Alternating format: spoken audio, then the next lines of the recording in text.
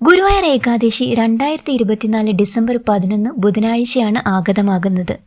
അന്നേ ദിവസം ഭഗവാൻ വിഷ്ണു ലക്ഷ്മി സമേതനായി മറ്റു 33 കോടി ദേവീ ദേവതകളോടൊപ്പം ഗുരുവായൂർ ക്ഷേത്രത്തിൽ എഴുന്നള്ളുന്നു എന്നാണ് സങ്കല്പം. ഏകാദശികളിൽ പ്രധാനമാണ് വൃശ്ചിക മാസത്തിലെ ഗുരുവായൂർ ഏകാദശി.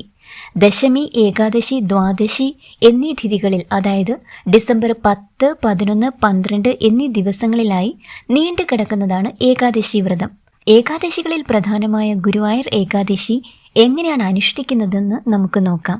ദശമി ദിവസം, അതായത് തലേ ദിവസം ഡിസംബർ 10-ാം തീയതി ഒരിക്കലെടുത്ത് വേണം വ്രതം ആരംഭിക്കാൻ. അതായത് ഒരു നേരം മാത്രമേ നമ്മൾ അരി ആഹാരം കഴിക്കാൻ പാടുള്ളൂ. എന്നാൽ ഏകാദശി ദിവസം മാത്രം വ്രതം അനുഷ്ഠിക്കുന്നവരുമുണ്ട് കേട്ടോ. അത് നിലത്ത് കിടന്നുറങ്ങുന്നതാണ് ഏറ്റവും ഉചിതം. ഭാര്യാഭർത്താക്കന്മാർ ഒരുമിച്ച് കിടക്കാൻ പാടില്ല കേട്ടോ. ഏകാദശി ദിവസം, അതായത് ഡിസംബർ 11-ാം തീയതി സൂര്യോദയത്തിന് മുൻപ് ഉണർന്ന് ശുഭ്രവസ്ത്രം ധരിച്ച് ഭഗവത് നാമങ്ങൾ ചൊല്ലുക. വിഷ്ണു സഹസ്രനാമം, ഭഗവത്ഗീത, നാരായണീയം, ഭാഗവതം തുടങ്ങിയ കീർത്തനങ്ങൾ ഭഗവാന്റേതായിട്ടുണ്ട്. ഇതൊന്നുമില്ലെങ്കിലും ഓം നമോ ഭഗവതേ വാസുദേവായ എന്ന മന്ത്രമോ, ഹരേ കൃഷ്ണ കൃഷ്ണ കൃഷ്ണ ഹരേ ഹരേ എന്ന മന്ത്രമോ ചൊല്ലാം. ഭഗവത് കീർത്തനങ്ങൾ കേൾക്കുകയും വിഷ്ണു ക്ഷേത്രത്തിൽ ദർശനം നടത്തുകയും ചെയ്യുന്നത് വളരെ ഉത്തമമാണ്. ക്ഷേത്രത്തിൽ ഭഗവാന് 4 പ്രദക്ഷിണമാണ് വെക്കേണ്ടത്. തുളസിമാല, തൃക്കൈവെണ്ണ, പാൽപ്പായസം, പുരുഷ സൂക്തം, വിഷ്ണു സൂക്തം, ഭാഗ്യസൂക്തം എന്നീ വഴിപാടുകൾ നടത്തുന്നത് ഐശ്വര്യപ്രദമാണ്. ഏകാദശി വ്രതം അനുഷ്ഠിക്കുന്ന ദിവസം അരിഭക്ഷണം പാടില്ല. പഴങ്ങളും ഗോതമ്പ് കൊണ്ടുള്ള ഭക്ഷണങ്ങളും കഴിക്കാം. ഉപവാസമാണ് ഏറ്റവും ഉത്തമം. തുളസി വെള്ളം മാത്രം കുടിച്ച് ഏകാദശി വ്രതം എടുക്കുന്നവരുമുണ്ട്. ഇത് സാധിക്കാത്തവർക്ക് ഏകാദശി ദിവസം ഉച്ചയ്ക്ക് മാത്രം ഭക്ഷണം കഴിക്കാം. അതും ഗോതമ്പായിരിക്കണം എന്ന് മാത്രം.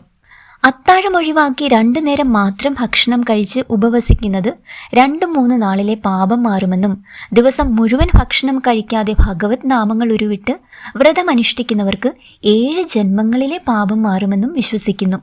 സർവ്വപാപങ്ങളും ഇല്ലാതാക്കാൻ മോക്ഷദാതാവായ ഗുരുവായൂരപ്പന്റെ അനുഗ്രഹം ഉണ്ടാകാൻ ദിനം മുഴുവൻ നാമജപത്തോടെ കഴിയേണ്ടതായിട്ടുണ്ട് കേട്ടോ.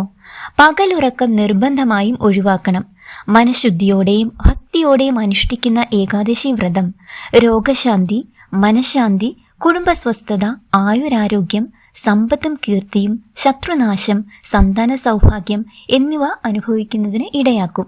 ഈ 3 ദിവസങ്ങളിൽ, അതായത് ദശമി, ഏകാദശി, ദ്വാദശി, ഡിസംബർ 10, 11, 12-ാം തീയതികളിൽ രാവിലെ കുളിച്ച് ശരീരശുദ്ധി വരുത്തിയ ശേഷം തുളസി തറയ്ക്ക്, അല്ലെങ്കിൽ നമ്മുടെ വീട്ടിൽ തുളസി ഒരു ചെടിയായിട്ടുണ്ടെങ്കിൽ അതിനു ചുറ്റും 3 പ്രദക്ഷിണം വെച്ച ശേഷം നനയ്ക്കുന്നതും സന്ധ്യയ്ക്ക് തുളസി ചുവട്ടിൽ ദീപം തെളിയിക്കുന്നതും ഉത്തമമാണ് കേട്ടോ. തുളസിക്ക് ചുറ്റും 3 പ്രദക്ഷിണം വെക്കുമ്പോൾ തുളസി മന്ത്രം ജപിക്കാം നമുക്ക്. പ്രസീദ തുളസീ ദേവി പ്രസീദ ഹരിവല്ലഭേ ക്ഷീരോദ മദനോത്ഭുതേ തുളസീത്വം നമാമ്യഹം. ദശമി, ഏകാദശി, ദ്വാദശി ദിനങ്ങളിൽ വിഷ്ണു ഗായത്രി മന്ത്രം ജപിക്കുന്നത് സത്ഫലം നൽകും. ഓം നാരായണായ വിദ്മഹേ വാസുദേവായ ധീമഹി തന്നോ വിഷ്ണു പ്രചോദയാത്. വിഷ്ണു ഗായത്രി മന്ത്രം ചൊല്ലുന്നത് ഏറ്റവും ഐശ്വര്യദായകമാണ്. വൃശ്ചികം കഴിഞ്ഞു വരുന്ന ധനുമാസത്തിലെ ഏകാദശിയും പ്രാധാന്യം അർഹിക്കുന്നു. അതിന് സ്വർഗവാതിൽ ഏകാദശി എന്നാണ് പറയുന്നത്. ഏകാദശിയുടെ പിറ്റേ ദിവസം, അതായത് ദ്വാദശി ദിവസം ഡിസംബർ 12-ാം തീയതി ഹരിവാസര സമയത്തിന് ശേഷം മലരും തുളസിയിലയും ഇട്ട തീർത്ഥം സേവിച്ച് പാരണ വീടുക. അങ്ങനെ നമുക്ക് ഏറ്റവും പ്രിയപ്പെട്ട നമ്മുടെ പൊന്നു ഗുരുവായൂരപ്പന്റെ ഏകാദശി വ്രതം നോൽക്കേണ്ട വിധമൊക്കെയാണ് നമ്മൾ ഈ വീഡിയോയിലൂടെ പറഞ്ഞത്. ഇതുപോലെയുള്ള കൂടുതൽ വിവരങ്ങൾക്കും ഏകാദശി വ്രതത്തെക്കുറിച്ചുള്ള കൂടുതൽ വിവരങ്ങളും ഒക്കെ ഉൾപ്പെടുത്തി നമ്മൾ അടുത്തൊരു വീഡിയോ ചെയ്യുന്നതാവും. ഏകാദശി വ്രതത്തിന്റെ ഫലങ്ങൾ എന്ന് പറഞ്ഞാൽ എണ്ണിയാൽ തീരാത്തവയാണ് കേട്ടോ. എല്ലാവരും ഭഗവാന്റെ, ഗുരുവായൂരപ്പന്റെ പ്രിയഭക്തരെല്ലാവരും തന്നെ ഒന്ന് ഏകാദശി വ്രതം നോൽക്കാൻ ശ്രമിക്കുക. ഇപ്പം നിങ്ങളെ ബാധിച്ചിരിക്കുന്ന, ഇപ്പം നമ്മൾ കുറേ വിഷമങ്ങളൊക്കെ അനുഭവിക്കുന്നുണ്ട്.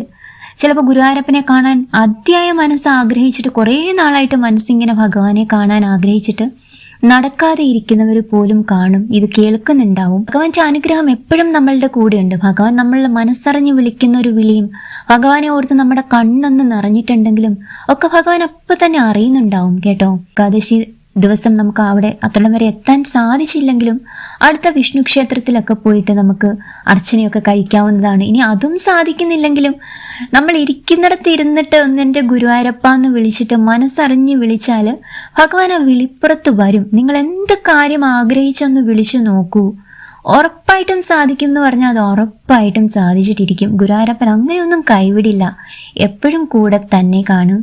അങ്ങനെ പൂർണ്ണ ഭക്തിയോടെ തെളിഞ്ഞ മനസ്സോടെ ഡിസംബർ 11 ബുധനാഴ്ച ദിവസം ഏകാദശി വ്രതം നോൽക്കാൻ എല്ലാവർക്കും സാധിക്കട്ടെ.